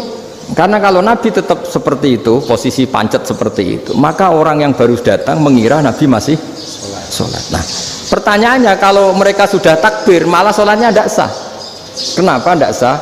Menggantungkan sholat atau mengikatkan sholatnya dengan orang yang sudah tidak sholat. Jadi menjadikan orang yang nggak sholat sebagai imamnya kan nggak boleh. Maka Nabi harus memaklumatkan dengan gerakan itu bahwa beliau sudah tidak sholat. Karena orang datang dari berbagai daerah. Jadi nganalisis fikih, fiqhul hadis namanya. Itu ulama itu mau tidak mau debat. Karena pertanyaannya itu kenapa? Ya memang mau apa? Karena yang namanya sosial itu yahtamilu muhtamilatin, ada sekian kemungkinan. Makanya dalam madhab istimbat itu, ketika Nabi sodakoh pakai tamer, pakai kurma, itu ulama mesti ngitungnya tuh kut. Kut itu makanan pokok. Sehingga Imam Syafi'i mengatakan kalau di Indonesia pakai beras misalnya, karena kutil balad Indonesia itu beras. Oke, Imam Syafi'i mainstream. Tapi ketika era Yusuf Qaradawi di Al-Azhar di Mesir sana, ulama-ulama mulai usil. Sama sih ingat Mbah Mun sering gejlokan, lah iya petani gabah, petani padi wis melarat wajib zakat. Petani cengkeh, kakao, suga-suga wajib zakat hanya karena yang ditanam tidak makanan pokok. Jadi mulai ada ulama mulai gerah lah, kalau bahasa politiknya mulai gerah. Yang petani miskin gara-gara yang ditanam padi wajib zakat. Yang orang-orang di sana misalnya di Sulawesi karena tanamannya kakao atau cengkeh tidak wajib zakat karena bentuknya tidak makanan pokok. Geger kan di Al-Azhar geger. Akhirnya hampir semua ulama berpendapat ya sudah sekarang ketika Nabi menzakati makanan pokok itu jangan dihitung sebagai makanan pokok. Wa mimma akhrsna lakum minal ard, apa saja, ma itu apa saja. Makanya kata Yusuf Qaradawi, ma itu apa saja, makanya semua tanaman yang menghasilkan uang itu wajib zakat. Nah, masalahnya kitab-kitab Syafi'iyah itu sudah mamlu'ah, sudah penuh dengan penjelasan misalnya fala zakata fil khadrawat, maka nggak perlu zakat untuk kayak kangkung, semangka dan sebagainya. Nah, lalu kiai-kiai angkatan modern kayak Mbah Mun itu sering dapat masukan. Saya pernah dengar sendiri, Yai, saya ini punya sawah 1 hektar, tak tanamin padi, itu nggak pernah kaya saya. Sekarang tak tanamin kangkung malah saya kaya, karena tiap 3 hari panen tak kirim ke Jakarta. Itu orang Indramayu yang tanya. Jadi gak tanam padi gak pernah kaya, tanam kangkung kaya. Nah, karena dia orang soleh, kalau zakat boten. Mau diwajibkan zakat tidak makanan pokok, mau tidak wajib dia kaya. Semenjak itu perubahan di Indonesia ikut. Akhirnya ada zakat, pokoknya asal tanaman yang satu nisab ya wajib zakat. Masih ada debat lagi. Ketika nanam ingin dipanen, itu dia petani apa pedagang? Karena nanti perdebatannya ikutnya zakat zuruk, zakat tanaman apa zakat pedagang. Kalau sampean nggak pernah debat berarti sebenarnya Anda tidak dosen Islam ini. Berusaha nggak pernah diskusi fikih apa Islam. Karena saya berkali-kali punya tamu itu begini, Gus saya ini pedagang melon, tapi dia penanam melon, jadi pedagang yang agak ingin badi banyak. Itu caranya gini Pak Rektor, saya misalnya pedagang melon, daripada saya kulak di pasar atau dari petani sudah mahal, nyewa tanah sekian hektar terus ditanami melon. Setelah berhasil, ini dia zakatnya tanaman apa zakat pedagang? Karena dia nanam itu mentalnya sudah pedagang. Padahal nanti zakatnya beda kan? Yang satu 2,5%, yang satu rubul usur sama nisul usur sama usur, 1/10 sama 1/20. Kalau zakatnya zuruk kan 1/10 atau 1/20. Yang satu rubul usur, kira-kira 2,5. Saya ulang lagi ya. Jadi di era modern itu kita jadi bingung, pedagang tapi gayanya petani tapi hakikatnya. Jadi gampangannya gini ya, kalau saya pedagang beras, kok saya kaya raya, itu mendingan nyewa sekian hektar untuk ditanamin beras, padi ya, daripada tengkulak, daripada beli. Akhirnya perdebatannya ini zakatnya pakai apa? Misalnya tebu, misalnya petani tebu. Oh jelas kalau jual nanam tebu itu ingin dijual. Masa apa tiga es tebu berhektar-hektar? Lagi kira-kira kalau menurut jenengan ini zakatnya zakat apa? Tijarah apa zakat tanaman? Mentalnya tijarah, mentalnya pedagang. Nah ini saya hanya mau cerita. Khilaf, kadang-kadang orang angen-angen. Khilaf itu nggak mungkin enggak. Ya sama seperti NU dan Muhammadiyah selalu khilaf awal Ramadan. Itu memang nggak bisa nggak khilaf. Misalnya begini, saya beri contoh ya. Karena kadang yang khilaf juga nggak pernah belajar. Lucu kan? Tak beri contoh ya. 2001 itu abad keberapa coba? Tahun 2001. Abad 21 abad 20?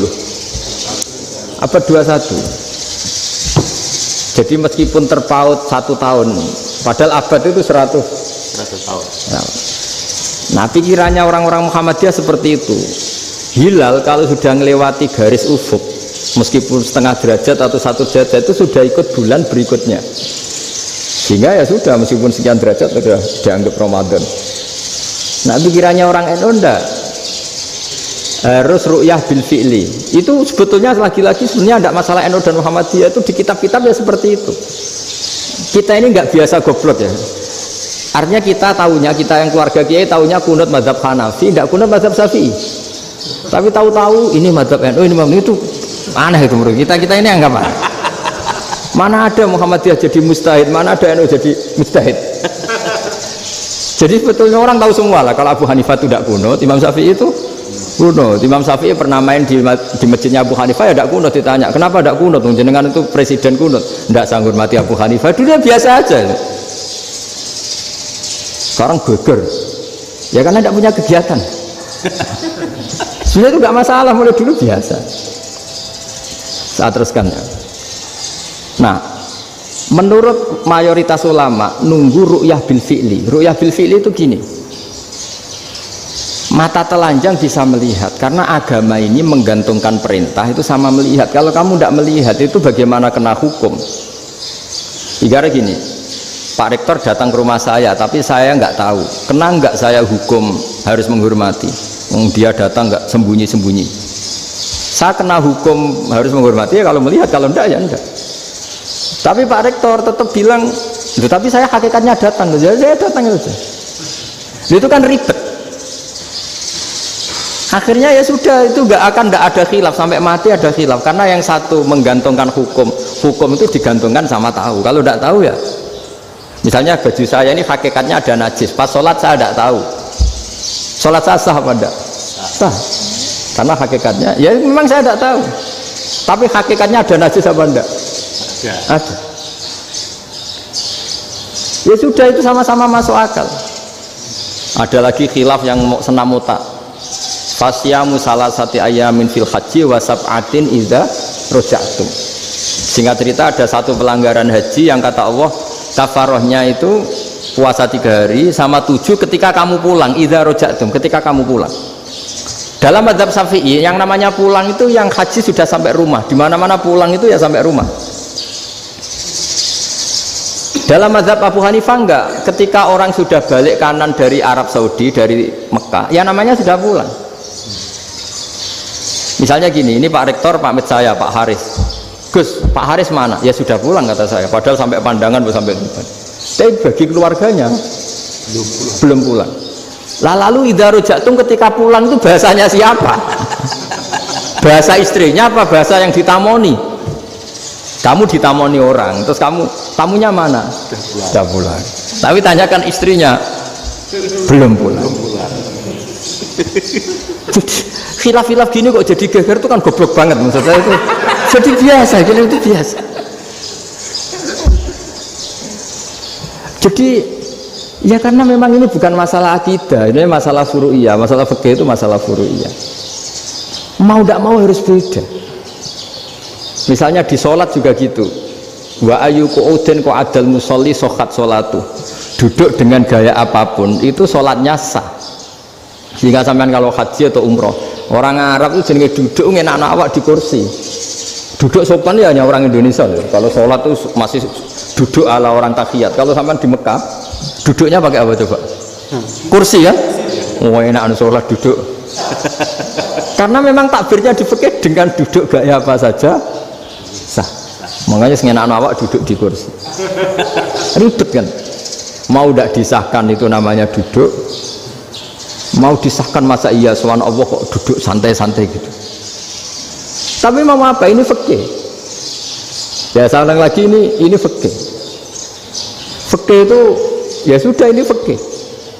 Makanya kalau ulama berdebat, misalnya Abu Hanifah berpendapat sholat itu wajib baca Fatihah apa asal Quran. Dalam mainstreamnya ya Fatihah, karena la sholata liman lam yaqra' bi Fatihatil kitab. Tapi cara Abu Hanifah enggak. Faqra'u ma tayassara minal Qur'an, bacalah apa saja yang mudah bagi kamu, asal itu Quran. Sementara gak gending Jawa, gak nyanyi lah gitu. Ya sudah, mau apa coba? Jadi ya susah memang kalau fikih itu ya sudah seperti itu. Ada lagi yang masih ekstrim, misalnya yang namanya menyembelih hewan itu gimana coba? Dari hidup ke mati, apa pasti mati disembelih? Cara mazhab Imam Syafi'i yang namanya menyembelih itu penyembelian harus menjadi sebab kematian. Itu yang sah. Sekarang lagi, penyembelian menjadi sebab kematian yang syar'i. Sehingga beliau mensyaratkan hewan yang disembelih ini masih punya hayatun mustaqirrah, punya kehidupan yang normal. Sehingga kalau nggak disembelih ya hidup. Sehingga kalau ada hewan ketabrak truk kejet-kejet mesti mati, ini buat sembelih, itu nggak sah, karena nggak usah disembelih ya wes mati kan. Karena ini hanya nunggu koordinasi Israel kan, dia kejet-kejet itu kan prosedur itu. Tapi tidak disembelih pun mati. Tapi cara mazhab Malik enggak. Pokoknya anggere jek duwe nyawa jenenge kewan urip. Dengan kamu sembelih berarti matinya mergo mbok sembelih. Meskipun nanti ya enggak usah disembelih ya mati. Coba hitung secara ilmu matematika. Kalau enggak disembelih hidupnya 5 menit. Gara-gara kamu sembelih hidupnya langsung mati. Terus dia matinya, cara di persidangan matinya disebabkan apa? Disebabkan disembelih apa kecelakaan? Loh, debat kok kamu sama-sama UMM aja debat. Kalau nggak kecelakaan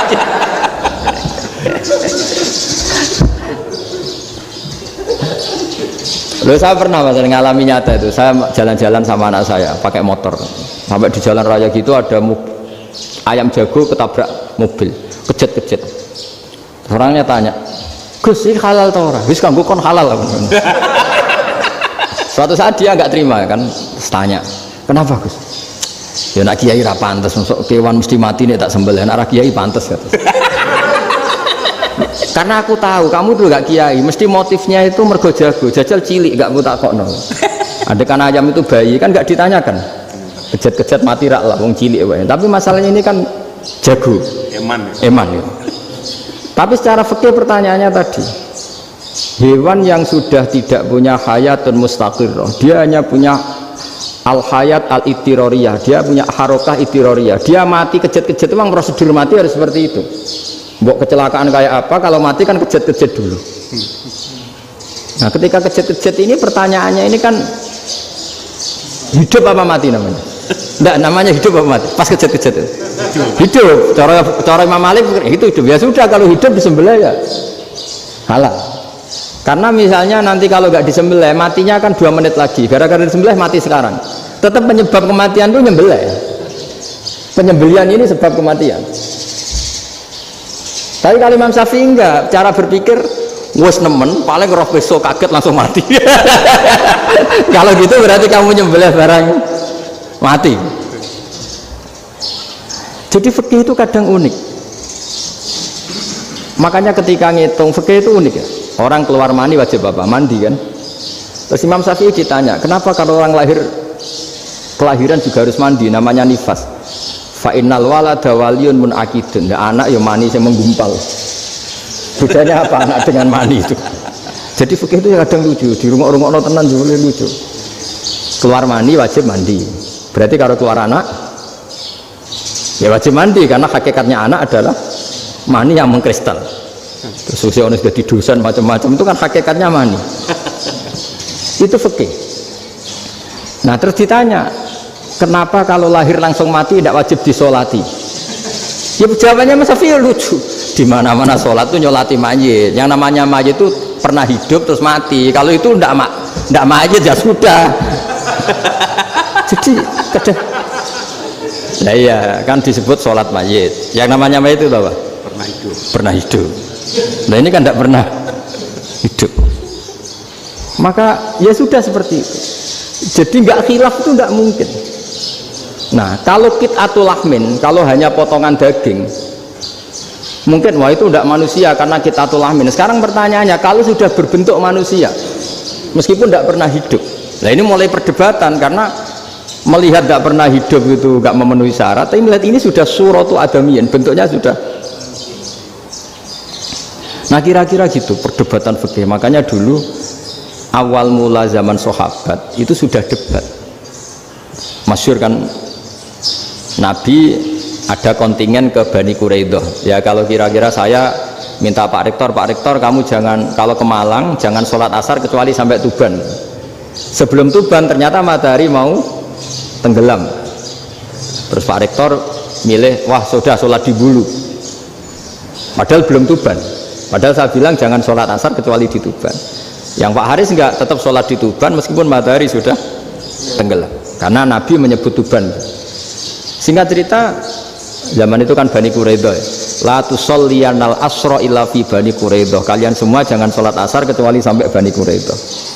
Ternyata di tengah perjalanan matahari sudah mau tenggelam, kira-kira kurang 2 menit atau 3 menit. Sahabat-sahabat, sudah lah kita sholat asar di sini. Kalau sampai sana pasti sudah tenggelam. Separuh sholat. Yang separuh enggak, kata Nabi harus di Bani Quraidah. Ya sudah nunggu di Bani Quraidah meskipun matahari sudah tenggelam. Sehingga cerita dua kelompok ini matur, ya Rasulullah kita ngalami ini perdebatan gini-gini. Di semua riwayat di hadis-hadis sahih disebut falam yu'annif wahidan minhuma. Nabi tidak menyalahkan salah satunya atau enggak menyalahkan dua-duanya. Itu bahasa Indonesia juga ribet, yang benar gimana itu? Enggak menyalahkan salah satunya, apa enggak menyalahkan dua-duanya? Gimana bahasa benarnya? Salah satunya. Salah satunya itu dua-duanya? Ya. Enggak, kalau bahasa Indonesia tidak menyalahkan Kedua-duanya. Kedua-duanya apa salah satunya yang benar? Kedua-duanya. Kedua-duanya. Bahasa Indonesia itu ya kadang ruwet ya. Orang pinter kayak Pak Habibie itu namanya ya orang luar biasa. Nanti sekolahnya orang-orang idiot itu ya sekolahan luar biasa. Orang pinter banget bahasa Indonesianya luar biasa. Kalau sekolah untuk orang-orang yang idiot juga luar biasa. Jadi kalau dipuji luar biasa itu gak jelas ini luar biasa ya. Gak jelas kadang bahasa kita ini kadang gak jelas. Nah itu gak menyalahkan dua-duanya apa salah satunya? Keduanya, tidak menyalahkan kedua-duanya. Misalnya dibahasakan gak menyalahkan salah satunya, benar apa salah? Benar. Benar, ya sudah benar semua. Jadi itu bukti bahwa ijtihad itu boleh. Seorang lagi bukti bahwa ijtihad itu boleh. Padahal ini jelas yang satu harus sholat asar, padahal matahari sudah tenggelam. Makanya diantara fikih unik itu begini. Saya ulang lagi fikih unik. Saya menyaksikan betul ketika ada orang tanya Mbah Mun saya ini Kopassus. Kadang latihan itu sampai waktu zuhur habis. Saya harus bagaimana? Jawabnya Mbah Mun itu unik. Sementing ojo ngosor sholat. Engkau yojo niat jamak, atok kodok katanya. Singkat cerita terus orang ini diskusi sama saya karena ini ya alim pernah mondok. Kenapa kosor tidak boleh? Karena kosor itu ekstrim, merubah bentuk sholat dari 4 menjadi 2. Maka alasannya harus jelas. Harus jelas itu orang yang latihan di Kopassus itu kan dia sudah berasrama di situ. Berarti dia sudah tidak musafir karena asramanya di situ, sudah mukim. Kalau dia kosor itu merubah bentuk sholat dari 4 menjadi 2. Merubah itu ekstrim. Tapi kalau dia qadha itu hanya mengakhirkan sholat dari waktunya. Kira-kira kalau kamu jadi malaikat ekstrim mana? Merubah sama menunda? Ekstrim merubah kan? Karena 4 menjadi 2. Terus ojo jamak takdim tapi jamak takhir. Itu juga penting. Bagi pengkaji fikih itu penting. Kalau jamak takhir itu salah-salah sidik ora pati popo. Kenapa? Kan mirip duhur qadha. Kalau jamak takhir kan tapi kalau jamak takdim asar kok di waktu duhur. Ekstrim mana? Perubahan takhir sama takdim itu ekstrim mana? Ekstrim takdim karena melakukan sesuatu belum waktunya. Belum waktunya. Jadi itu memang ya memang tadi kajian-kajian fikih itu memang unik. Karena bagi ahlinya, saya ulang lagi tapi ini saya ulang lagi bagi ahlinya. Makanya ketika Nabi menjamak sholat ketika nusuk, ketika haji itu kata Imam Syafi'i lis safar. Karena Nabi pergi jauh karena rumahnya Madinah. Tapi resikonya fatwa itu adalah orang Mekah nggak boleh jamak karena kawasannya nggak sampai 90 kilo lah kalau sekarang mungkin. Tapi kalau tahu Imam Malik nggak jalin nusuk sehingga orang Mekah pun yang haji ya boleh jamak karena alasan jamaknya karena nusuk, karena haji bukan karena jarak. Terus diteruskan lagi. Kalau karena pergi boleh jamak, memangnya pergi itu kenapa? Karena repot. Nah itu masalah kan masyarakat. Nah, terus mulai ada orang-orang yang ngawur kan resepsi jamak ribet. Wes resepsi duit utangan kan capek. Wah itu sudah jamak. Ribet kan. Jadi kalau sudah illatul hukmi itu sudah mesti bikin masalah. Kalau sudah illatul hukmi itu pasti bikin masalah. Nah, pertanyaannya jamak itu masih gampang karena bentuknya sholat masih 4. Yang ekstrim kalau qasar karena bentuk sholat 4 menjadi 2. Maka kata Mbah Mun pesennya nak kue ra mesti bener jika alasan itu tidak mesti benarnya. Pokoknya sementing tidak qasar. Juga tidak jamak takdim karena qasar ini kan merubah bentuk sholat kan ekstrim. Jamak takdim juga ekstrim karena mendahulukan sholat sebelum waktunya. Kalau jamak takhir kan biasa, kalaupun salah kan mirip kodok. Ya mirip kodok biasa kan. Nah ini saya cerita, jadi fikih itu bagi ahlinya itu memang punya konsekuensi yang seperti itu. Makanya pertanyaannya misalnya bagaimana hukumnya penyembelihan lewat mesin? Ya ribet kan. Bagaimana nyembelih dari apa ini? Belakang. Saya baca di kitab-kitab nyembelih dari belakang itu ya hukumnya tetap boleh asal apa itu hulkum dan mari itu terpotong. Tapi pertanyaannya Jangan-jangan ayamnya sudah kaget dulu karena uratnya ini. Makanya perlu ditanya ahli medis, setelah uratnya tercabut ini jangan-jangan sudah berstatus mati. Kan potensi ketika dipotong dari sini, potensi sudah berstatus mati. Makanya, nah kalau misalnya menyebelah dengan dibocok, itu langsung mati gimana? Itu tetap ada dohtoh, dalam bahasa fikih dohtoh. Dia terkaget, begitu ada dohtoh karena nggak bisa bernafas terus mati. Berarti kelangsungannya bangkai. Jadi orang yang pengkaji fikih itu ya seperti itu, memang itu yang ditekuni.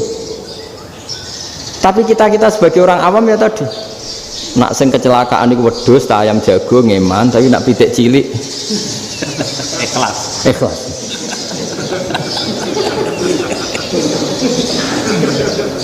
Makanya ada pertanyaan orang-orang, saya pernah ditanya itu ya bingung tenan. Gus, kalau ada orang mati oplosan misalnya, jenengan datang sholat enggak? Ya datang sholat kan, dia orang mukmin, saya tetap sholat. Kenapa? Ya kan matinya oplosan. Tapi andaikan tokoh yang mati, kamu sholat enggak? Ya sholat kan dia tokoh. Jadi ribet. Fikih itu ribet. Makanya Imam Nawawi nanti ngendikan gini. Ada orang ngundang Nabi, ya Rasulullah, saya mohon nyolati ini. Nabi tanya, punya utang enggak? Punya. Nabi, saya enggak mau nyolati mayit yang punya utang. Terus ada sahabat datang, ya Rasulullah, utang itu tak ambil alih kami. Berarti dia sudah tidak punya utang. Terus Nabi kerso nyolati. Pertanyaannya, utang itu hal yang boleh. Saya ulangi, utang itu hal yang boleh. Tapi kenapa Nabi se ekstrim itu? Tapi ketika Nabi mau kondur itu ngendikan gini, ini PR ya bagi UMM, ini PR ya. Nabi sebelum kondur bilang gini, sallu ala sahibikum. Jong, saya tidak nyolati ini, tapi tolong ini disolati. Terus kata Imam Nawawi, dianalogikan atau dikiaskan, siapapun pelaku dosa besar atau mati dalam keadaan tidak benar, misalnya pas dugem mati, pas oplosan mati, itu sebaiknya tokoh-tokoh itu enggak nyolati, karena nanti dianggap penghormatan.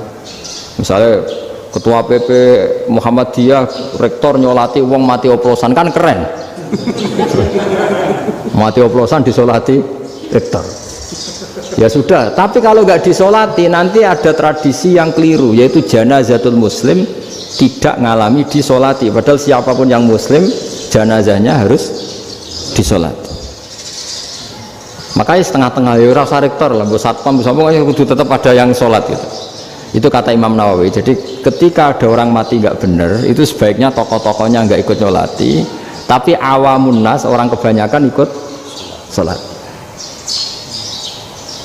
Jadi fikih itu agak jelimet, karena tadi ketika tokoh ini nyolati, pertanyaannya bedanya apa mbek sing mati ning masjid mbek mati oplosan? Karena sama-sama semua orang nyolati, kan tidak ada sanksi sosial itu.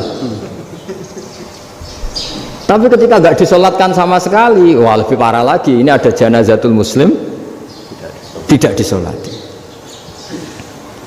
Sehingga kata Imam Nawawi, ini hebatnya Nabi tengah-tengah. Jadi Nabi kundur, jong saya ada nyolati, tapi sallu ala sahibikum. Ya tapi ini kamu harus nyolati.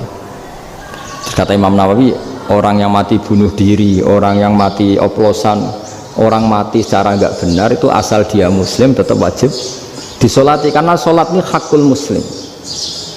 Kan seorang muslim diantara haknya apa? Ketika mati dikafani, dimandikan, disolati. Tapi ini masalahnya matinya pas murtakibul kabiroh, pas melakukan dosa besar, dan itu sebab kematiannya. Kalau dia oplosan, kan sebab matinya ya karena oplosan. Ya kan terus ribet. Mau disolati oleh, apalagi misalnya kita ketua ulama, udah terkenal wali, wah keren, mati oplosan itu disolati wali, kan ribet kan.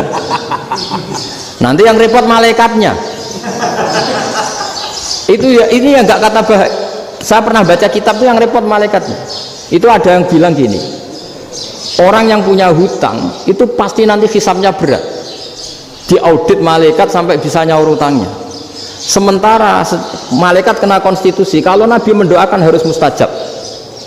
Ini kan ada dua hukum yang berlawanan. Sekali Nabi berdoa, wa maghfir lahu warhamhu, itu harus dituruti malaikat. Nggak boleh doanya Nabi nggak dituruti malaikat. Sementara aturan Islam juga harus dituruti bahwa orang yang punya utang harus tersandra oleh utangnya. Tapi nak sing dunia Pak Haris kan, nggak TNO, nggak ngefek gitu. Jadi misalnya Pak Haris dungo sampai nangis semua makfir lahu kan, nggak ngefek. Malaikat nggak itu, nggak sudah. Sartir. Tapi kalau Nabi yang berdoa kan harus dituruti. Ini masalahnya kan itu. Nah kalau diturutin berarti hutangnya harus bebas. Padahal secara aturan harus tersandra karena punya utang.